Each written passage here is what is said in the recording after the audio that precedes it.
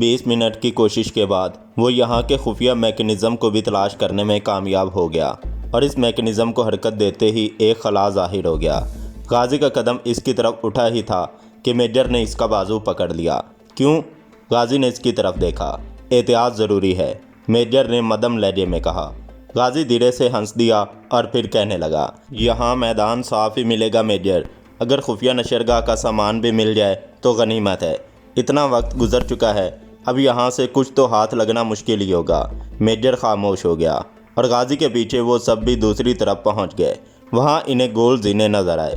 मुतजस्सिस नज़र से चारों तरफ देखने के बाद गाजी इन जीनों की तरफ बढ़ने लगा।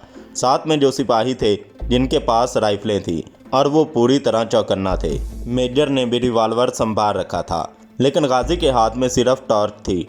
इसका दिल कह रहा था अब यहाँ किसी खतरे से दो चार होने का इम्कान नहीं है। ऊपर भी सन्नाटा महसूस हो रहा था और जब वो ऊपर पहुँचे तो गाजी के जहन को झटका सा लगा। यहाँ 2 लाशें पड़ी थीं, राजन और शैनीला की लाशें। राजन के सीने पर 3 और शैनीला के 2-2 गोलियां लगी थीं। शैनीला एक कुर्सी की सिम्मर लुढ़क चुकी थी और राजन एक तरफ की दीवार पर लगे हुए स्विच बोर्ड के नीचे पड़ा था। राजन के चेहरे पर मरने के बाद भी हैरत के आसार दिखाई दे रहे थे। दूसरी औरत का कहीं पता नहीं था, लेकिन चश्मे जन में सारी बात गाजी की समझ में आ गई, क्योंकि फर्श पर खून से लिखा हुआ था लाम बे। गाजी के जहन में लेडी ब्लैक का नाम गूंज गया और इसे यह समझने में देर नहीं लगी कि वो किसी तरह राजन और शैनीला के एतमाद हासिल करने में कामयाब हो गई थी। वो इसी तरह यहाँ पहुँच सकी और फिर इसने इन दोनों को ठिकाने लगा दिया। आप यहाँ रुकें, मैं अभी आता हूँ। ये लाम बे का क्या मतलब है? मेजर बुड़बुड़ाने लगा, लेकिन गाजी ने इसे जवाब दिए बगैर जीनों से नीचे पहुँच गया। यहाँ सुरंग के रास्ते के अलावा एक दरवाज़ा मौजूद था, बहुत पुराना और दीमक लगा हुआ दरवाज़ा। गाजी इसे खोलकर बाहर पहुँच गया। खुले आसमान के नीचे आते ही सर्दी की एक लहर सी इसके जिस्म में दौड़ गई। तारीकी और सन्नाटा चारों तरफ फैला हुआ था। कुर्बो जवार में आबादी बिल्कुल नहीं थी। गाजी एक तवील सांस लेकर वापस हुआ। इसका काम बहरहाल ख़त्म हो चुका था। खुफिया नशरगाह मिलिट्री के कब्ज़े में थी और गुरीला हेडक्वार्टर तबाह हो चुका था। गाजी के ख्याल के मुताबिक गुरीला हेडक्वार्टर के रिकॉर्ड से गुरीलों के बारे में कीमती मालूमात हासिल होती और इन मालूमात की रोशनी में गुरीलों का कला कमा करना आसान हो जाता। गाजी की यह तवक्कुआत पूरी हुई। गुरीला हेडक्वार्टर के रिकॉर्ड से निहायत अहम मालूमात हासिल हुई थी। इस राह से पाकिस्तानी मिलिट्री तूफ़ानी रफ्तार से हरकत में आ गई। एक हफ्ते के अंदर अंदर इंडिया गुरीला जंग मुकम्मल शिकस्त से दो चार हो चुकी थी। बेशुमार गुरीले मारे गए और बेशुमार पकड़े गए।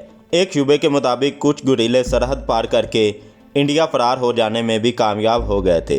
ये एक हफ्ता गाजी के लिए भी इंतहाई मसरूफियत का साबित हुआ था। गुरीलों को पूरी शिद्दत से कुचल देने की मुहिम में इसने अपनी फ़ौज की भरपूर मदद की थी। मास्टर फीटी के सिलसिले में ये राज फाश हुआ था कि इसकी दुकान पर जो डाका पड़ा था वो खुद मास्टर फीटी की साजिश थी। इसे डर था कि पाकिस्तानी हुकूमत इसकी दौलत पर काबिज हो जाएगी, इसलिए इसने डाके के ज़रिए अपनी काफ़ी दौलत महफूज कर ली, जिसे वो आहिस्ता आहिस्ता इंडिया स्मगल कर रहा था।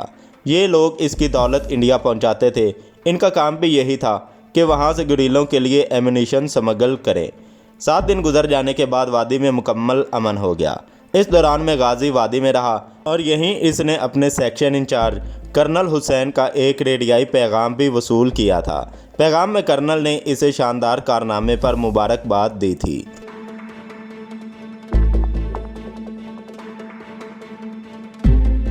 सूफिया ने अभी रंगनगर नहीं छोड़ा था, वो अभी यहीं मुकीम थी, लेकिन इसने अपना होटल तब्दील कर लिया था।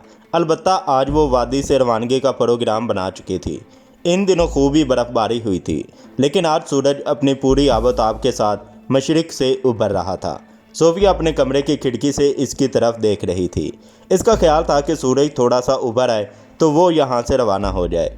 इस दौरान में इसने अपने अखबार के लिए काफ़ी मवाद जमा कर लिया था, लेकिन सबसे ज़्यादा खुशी इसलिए थी कि इस मरतबा इसने लेडी ब्लैक की हैसियत से फिर एक शानदार कारनामा अंजाम दिया था। राजन और शैनीला की मौत आज भी इसे याद थी। वो लम्हात भी इसके जहन में नक्श होकर रह गए थे। जब इसने राजन को स्विच बोर्ड की तरफ जाता देखकर अचानक अपना पिस्तौल निकाल लिया था। जब इसने राजन को ललकारा था तो राजन की हालत देखने से ताल्लुक़ रखती थी। वो मबहूत होकर रह गया था। यही हालत शैनीला की भी हुई थी, लेकिन राजन बहुत ज़्यादा मुतहय्यर हो गया था। हैरत इतनी शदीद थी कि खौफ की कैफियत इसमें दबकर रह गई थी। इसकी आंखें फैल गई थीं और मुंह से बेख्तियार निकला था, मिस निगार। लेकिन सोफिया ने इसे ज़्यादा बातों का मौका नहीं दिया था। दरअसल वो खुद भी इस सिचुएशन से किसी कदर खाइफ हो गई थी। इसे डर था कि राजन की कोई अयाराना तदबीर इसकी फतह को शिकस्त में तब्दील न कर दे। बस फिर इसने अपने पैदर पैक गोलियां चलाकर राजन और शैनीला को मौत की गोद में पहुंचा दिया था। इसके बाद वो तकरीबन 1-1.5 मिनट तक साकित खड़ी रही, इन दोनों की लाशों की तरफ देखती रही। इसे यूं महसूस हुआ था जैसे वो कोई भयानक ख्वाब देख रही हो। फिर वो दफातन चौंकी थी। इसने सोचा था कि इसे यहाँ से जल्द अज जल्द चले जाना चाहिए। गाजी किसी वक्त भी यहाँ पहुँच सकता था। वो नीचे आई, दरवाज़ा खोला और पनचक्की से निकलकर तेज़ रफ्तारी से होटल की तरफ रवाना हो गई थी। ये सब कुछ इसे आज भी इस तरह याद था जैसे चंद घंटे पहले की बात हो। दोपहर के करीब वो रंगनगर से रवाना हो गई। इसे ये डर अब भी था कि किसी जगह गाजी से मुठभेड़ ना हो जाए। इसने शाम तक सफ़र किया और फिर रात गुजारने के लिए एक डाक बंगले में रुक गई। लेकिन ये वो डाक बंगला नहीं था जहां वो वादी की तरफ आते ही रुकी थी और जहां इसे ख़तरनाक हालात से दो चार होना पड़ा था। सुबह इसने फिर सफ़र शुरू कर दिया और दोपहर होते होते वादी के किनारे पहुंच गई।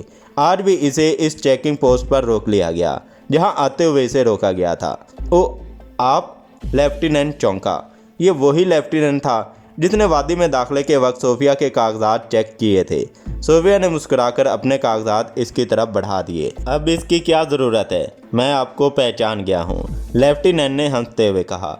आपको याद होगा जब आप यहाँ से वादी में दाखिल हुई थी तो मैंने आपसे कहा था खुदा करे आप फ़राइज़ की तकमील के लिए कठिन मनाजिल से सही सलामत गुजरती रहें और मैं आपको इसी रास्ते से वापस जाता हुआ भी देखूँ।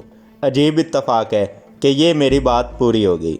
मेरी ड्यूटी यहाँ शाम को हुआ करती थी, लेकिन आज ये ड्यूटी का वक्त तब्दील हुआ है, शायद इसीलिए कि मैं आपको रुखसत कर सकूं। उम्मीद है आप कामयाब लौटी होंगी, बहुत कामयाब, सोफिया ने मुस्कुराकर कहा। मुझे अपने अखबार के लिए बहुत कुछ मिल गया है। अच्छा, अब इजाज़त, खुदा हाफिज़। सोफिया की कार ने हरकत की और तेज़ होती हुई चली गई। ज़रा ही देर बाद वो दर्रे में दाखिल हो चुकी थी। अब इसे गाजी का खदशा बाकी नहीं रहा था और इसे वो शाम याद आ रही थी जब इसी दर्रे से गुजरकर वो वादी में दाखिल हुई थी। सिर्फ वक्त का फ़र्क था। उस दिन शाम हो रही थी और आज सूरज अपनी फुल तमाज़त से चमक रहा था। धूप सारे दर्रे में फैली हुई थी।